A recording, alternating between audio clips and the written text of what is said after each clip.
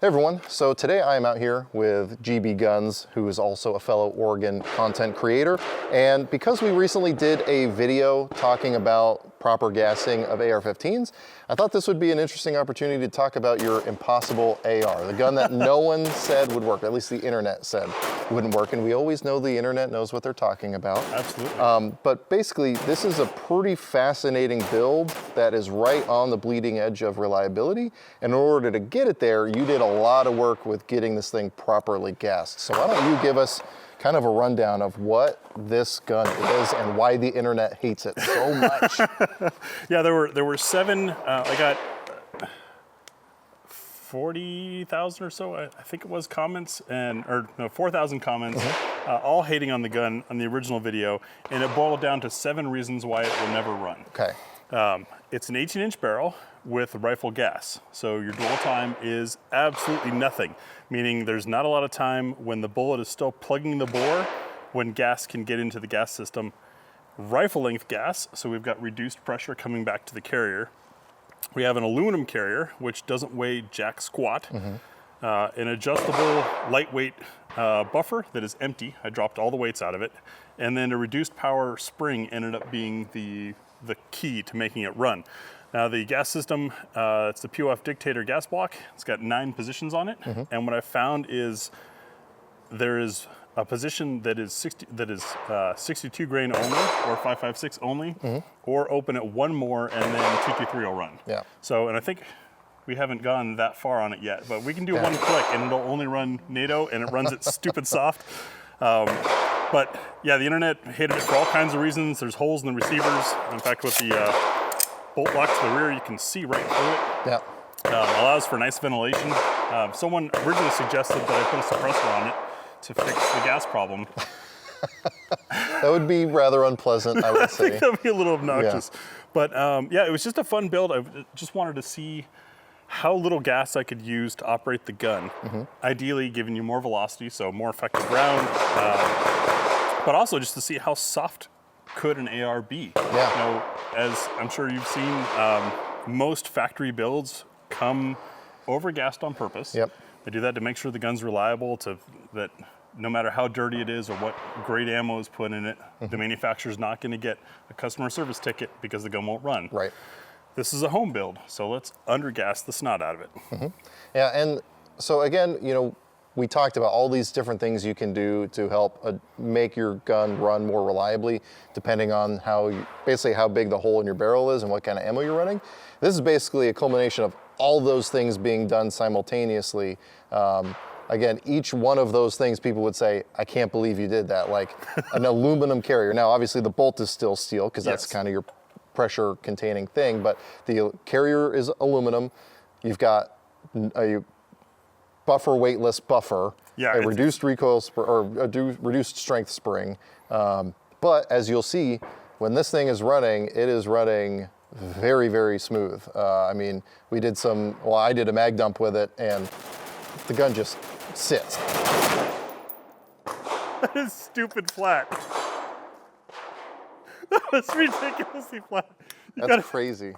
And now, you know, it's got a muzzle brake on there, but I mean, still, and a happy byproduct of all the stuff you did here too is that you have a rather lightweight rifle, even with a pretty full profile fluted 18-inch barrel and a relatively heavy optic in a prism sight. This thing handles really, really nice. Like, this would be a really well-tuned competition gun. I looked at this experiment much like in racing.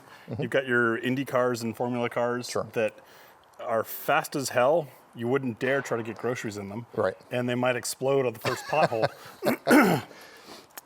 I don't compete anymore, so it's not a competition gun for me. It was simply, I was tired of your standard AR. I mean, everybody's got one, and they're great, and they're multifunction, but where could the platform go? Yeah.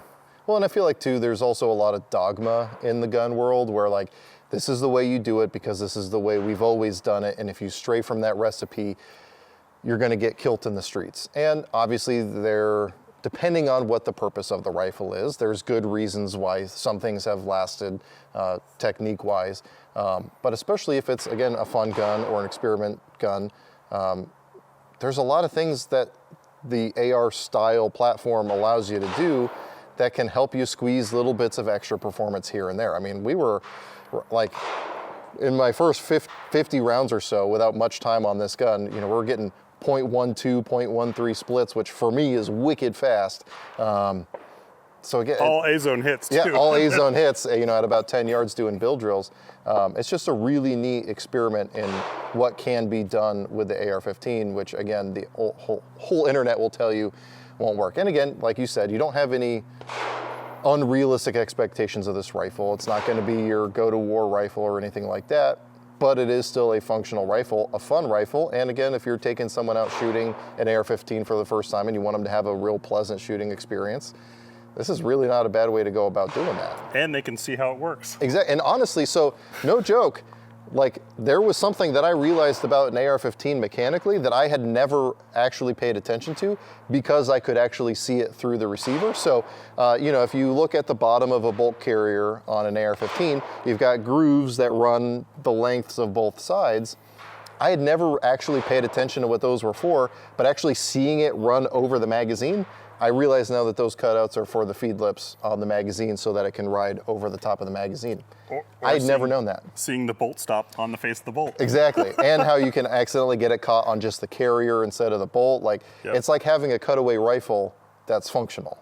It's really fascinating. Let's show them the gun in action. Yeah, let's do it.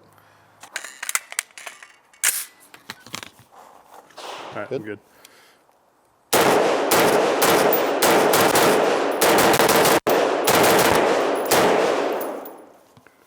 It's wild.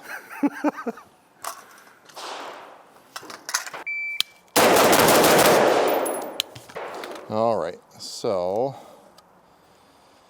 first couple were a little bit slower, 0.2, then we got 0.16, 0.16, 0.15, 0.15. So you can get this thing ripping and roaring pretty consistently. Let's try that again.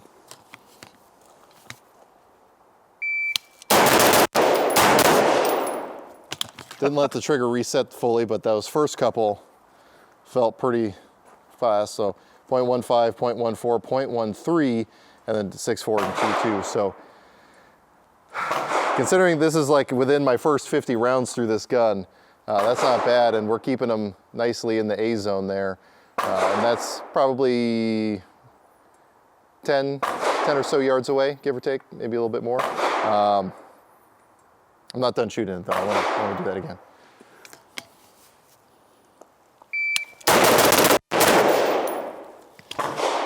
Yeah, the temptation with this trigger is to run it really, really fast. 0.16, 0.14, 0.14, 0.12. So you can get this thing going real fast and just with a little bit more trigger time, probably a little bit more consistently because I'm not getting that full reset every now and then.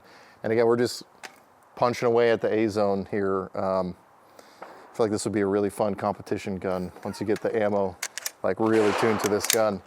Do you want to try a bill drill? Sure. It's 2 in 1. What's that? 2 in 1. For the bill drill? Yeah. Should just 6 shots in the A zone, basically as fast as you can. Okay. All right, on the beep. Shooter ready? Yep.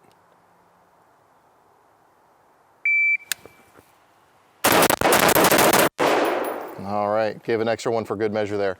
Yeah, 1.7, 1.6, 1.6, 1.4, 1.5.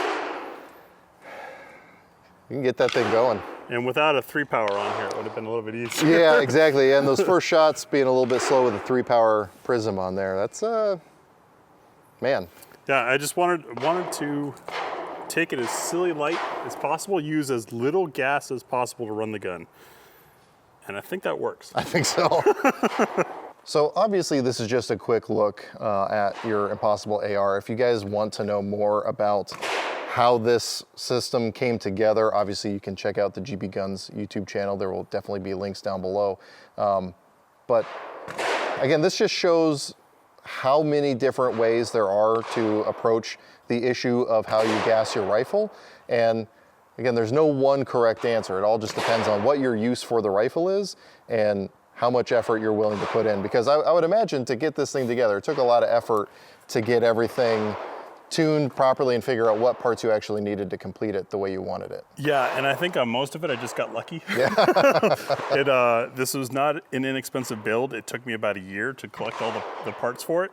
And then I was fortunate that it mostly worked out in the end. I did have to change the spring to reduce power. But one point on gassing, at least my philosophy on it, is if the gun runs, it's good, as long as you're not letting the gun beat itself apart. Right. The ejection pattern thing, I think, is a good guide with mil-spec ammo and a mil-spec rifle, and you can kind of follow it, but by simply changing ammo, you can get a different ejection pattern. Right. So I figured, well, heck, how much gas do you really need? Right. And I found that out. And if we click this one time, it stops running. Yep, exactly. So again, it is possible to find that bleeding edge. And like I said in my video, if you're like a competition shooter where you're always shooting the same ammo, you're not gonna constantly be tweaking your gun. Just find how your gun is gonna be the most efficient with that type of ammo and have fun, because it's gonna run more smoothly. You're gonna have less felt recoil because that bolt now is not running at an excessive velocity and slamming into the back of the receiver extension. You can really optimize your performance based on your application. Again, if your goal is to be able to have one gun you can grab, run out the door, pick up anyone's magazine and have it run in your gun, maybe this isn't the route. Well, it definitely is not the route for you.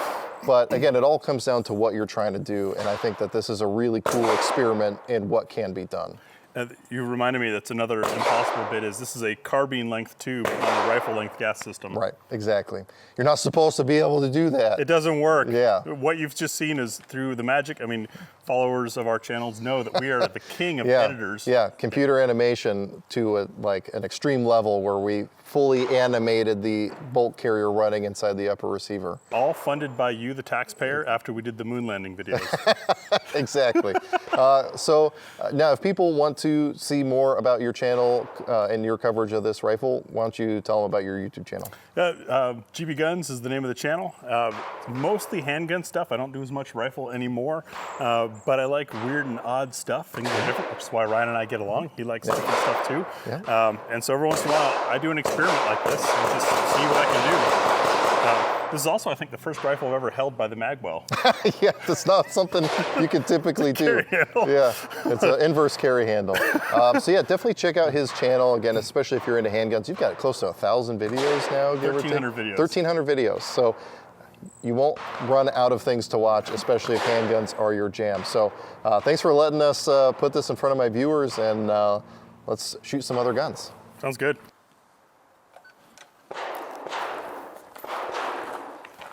Yeah, just loosen my ears so we're not yelling at each other. Yeah. So this is a cool gun. All right, ready? Yeah. Cool.